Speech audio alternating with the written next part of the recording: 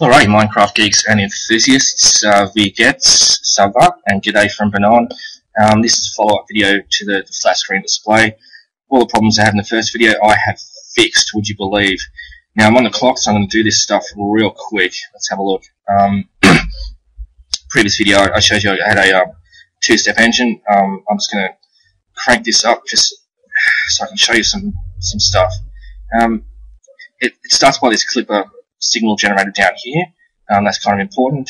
I think this is ugly and annoying, but it's two-step. Why can't you have four? There you go, four. Now, this is just for demonstration purposes, but ignore this for the minute. But you can see visually, just with these repeaters, that's the raw signal coming out. It's in groups of three. I believe that's the default sort of signal for like pistons and buttons and levers and things in Minecraft. Now, these clippers, they take that original signal and literally just clip it into one. So you can see that sort of tree there, and more repeaters. And each signal from the four things there are just in one. It's nice, neat, and tidy. The way I proved that was, you can see over here, it's 1, 2, 3, 4, 5, and the sixth one is the same as the first. What that means is, there's 5 positions, each one being 0.2 of a second. This is bad Minecraft headache nosebleed stuff. Now, I'm going to shut this down just for economy's sake, and see if I can just crank this up. Well, it doesn't want to crank up. Hold on. Do it real quick. I hate this engine over here because it's oh, there we go. Because it's got like XOR gates and AND gates, standard, YouTube video stuff, and it's really annoying. 48 positions all up, 12 aside. Alright, that's the absolute limit. I thought it was more. Now, to map this on the model, each piston array I've got here is 10 positions, right? I kept it slim on the Z-axis here, up and down. As you can see, there's like, let's call it 3 positions front and back. It's got 2 on top, or if you want to say 3, depending on what you look at. There's 10 positions all up. I think if you wanted to stretch it back, keeping it flat, if you wanted to stretch it back, you get 28 positions out of it. As I said before, look, 10's enough. It gets really confusing to program. If you've got 2 months spare, and you're not particularly fond of friends and family, and like dark places and 3 o'clock in the morning, then by all means do 28 positions and post a vid and show me how it goes.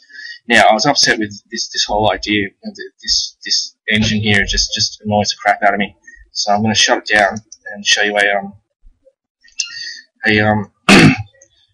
a different type of engine. It's just a clip engine based on signals alone and repeaters to delay the signals. The signal starts with this green torch down here, and it runs a straight line past these 2 clippers. First one makes a signal, the second one clips it. Let's make sure it's all open. Yeah, I got a circuit breaker there. Okay. Goes clunk, clunk. Got the blue stuff hanging on the side, just as proof of concept, just so you can sort of see the signal visually. See, it's coming out in groups of 3 again. Which is pretty cool. The black stuff down here. Now, this black stuff here governs the timing of the signals, not the duration. Right, so you can see there's more repeaters on one side. That's because this side's number 1, that side's number 2, has to be later, and you can adjust it. This one over here points backwards because it takes the last signal and just returns it to the beginning, and there's your engine.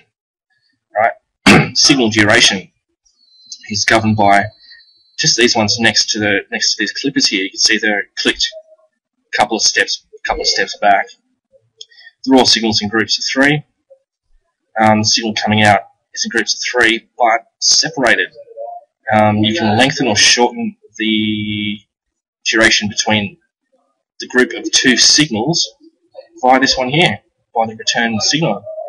And so let's go have a look. Let's go have a look at what it looks like as proof of concept. I've got the refresh rate is still slow. I think I've hit the maximum there, but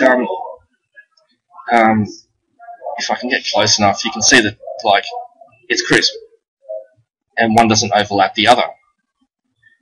How cool is that? Any sort of delay you're seeing here is the actual processing of my laptop. But you can see that it's just like, you know, goes through its routine. I thought I better so are we doing? Is this one? Yeah, up and running. The whole model breaks down into modular parts, as I was saying before. I thought I'd set it up on the side here just so you can see it. The grey thing here is the pixel. I'm using Glimmer Steampunk Skin. Thank you, Glimmer. So glass is glass. Netherrack looks blue. I'm using the Netherrack just to. I've got to check the timing here. Where am I up to? I've still got 9 minutes. I'm using the Netherrack just to fill the gaps in the signal because it's spread out down here for demonstration purposes. I've just shown the geometry in glass here, doing shadow pixels of shadow wiring and shadow piston arrays and stuff like that, just so you can sort of get some idea. I kept these ones coloured over here just so you can see that they could be. We can see the dark blue connector there. And the orange one, they can be on the right-hand side as well. That explains why I have these offset alternately down the model, so you can have access to the wiring and stuff like that.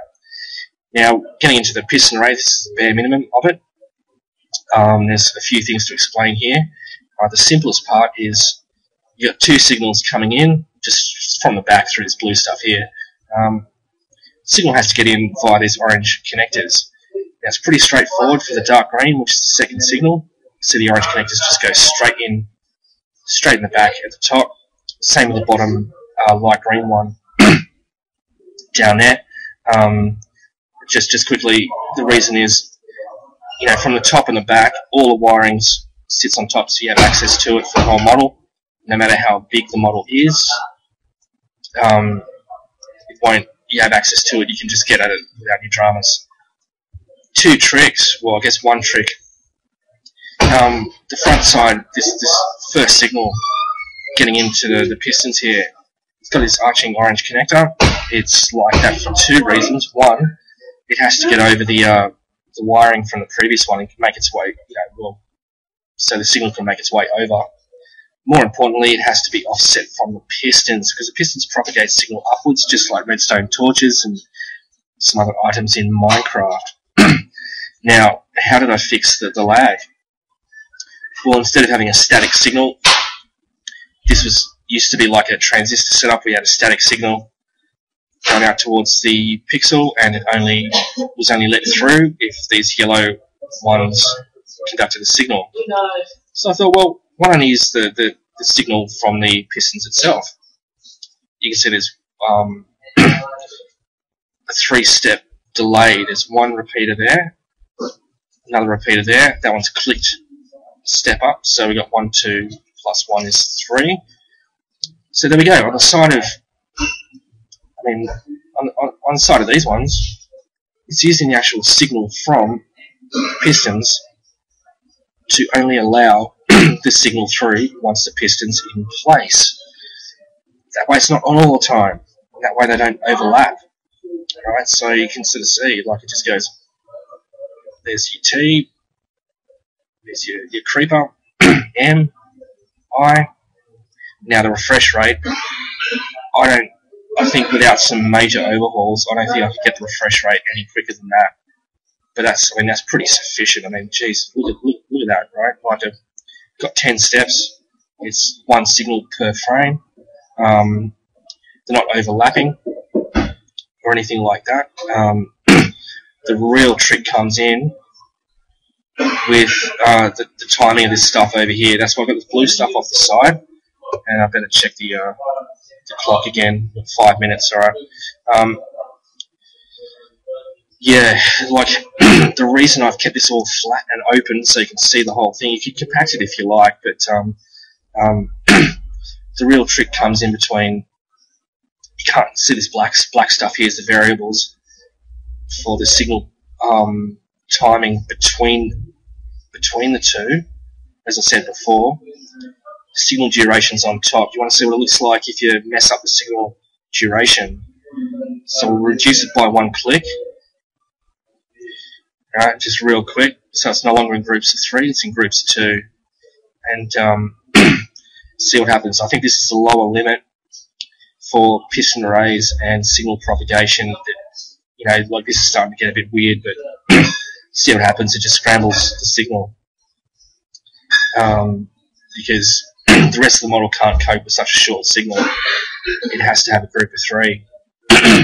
Excuse my voice. So yeah, you put it back on. Go. Click it back up to